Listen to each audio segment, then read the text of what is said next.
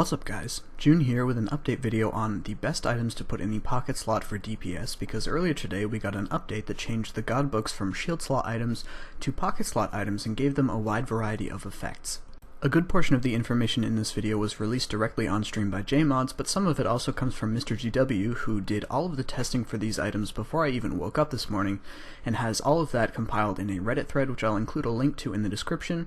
Big thanks to GW, and all credit to the testing for these things goes to him. All of the book effects have a 1 in 20 chance to trigger on any attack, and a good way to tell if any particular boost is going to apply to the damage from the special attack is whether or not it applies to bleeds in standard calculations. So things like Prayers and Void that don't work on bleeds will not boost the damage from these effects, but things like Metamorphosis will. In addition to all the effects that I'm about to talk about, the books all contain a basic stat boost as well as a prayer bonus, which offers a negligible boost to your overall DPS as well, and that boost is higher for those of you who have the illuminated books for having upgraded them at the Cythereid Abbey. To start with, the Book of Saradomin deals a single hit, which hits anywhere from 165 to 275% of weapon damage, and this is your best choice for DPS against any kind of a moving target. The Book of Zamorak hits anywhere from 150 to 250% of ability damage, but this splits across a 3x3 area of effect.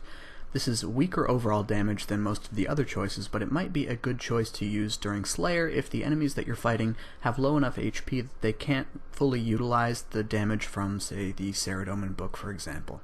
The Book of Gothic deals exactly as much damage as the Book of Zamorak, and it also deals that same damage in a 3x3 area and splits it just like the Book of Zamorak. However, it deals it over time rather than in one lump sum.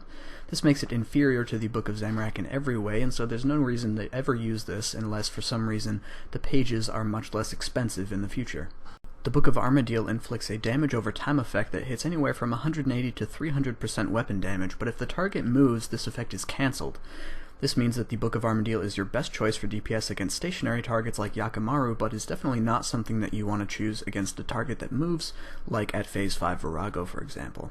The Book of Bandos deals anywhere from 90 to 150% weapon damage, which is significantly lower than any of the other choices. However, it also comes with a 5% defense reduction for 10 seconds as well as a 5 defense level drain. Though this is weaker than others, there may be some specific instances where you may want to choose this because of the defense reduction effect that works a lot like Dominion Tower gloves. As far as I've reasoned, no situations like this exist currently, but there always is the potential for a future boss with extremely high defense where an item like this might be useful. Lastly, we come to Zeros' book, which deals a single hit, hitting anywhere from 120 to 200% ability damage, and also applying a 4-second bind to the target.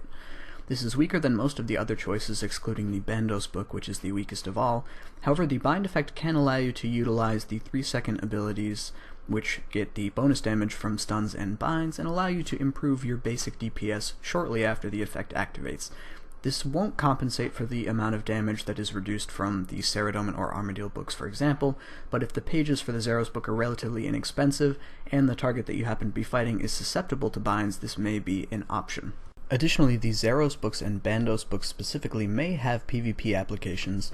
The effects are weakened in PvP, and PvP is certainly not my forte and not something that I would want to give out advice on, but it seems like these effects might be much more applicable in those circumstances. In summary, it's difficult to compare these to Scrimshaws since they deal a flat damage and Scrimshaws deal a percentage of your total damage per second. However, the Saradomin and Armadil choices should almost certainly be stronger than even superior Scrimshaws in almost all scenarios. This of course is offset by the fact that due to the cost of pages, they're dramatically more expensive and probably something that you'll only want to utilize at very, very high level or high profit bosses. With that said, thank you guys for watching. Thanks once again to Mr. GW for doing all of the testing and for the information that was released by JMods on stream, and I will see you guys in the next video.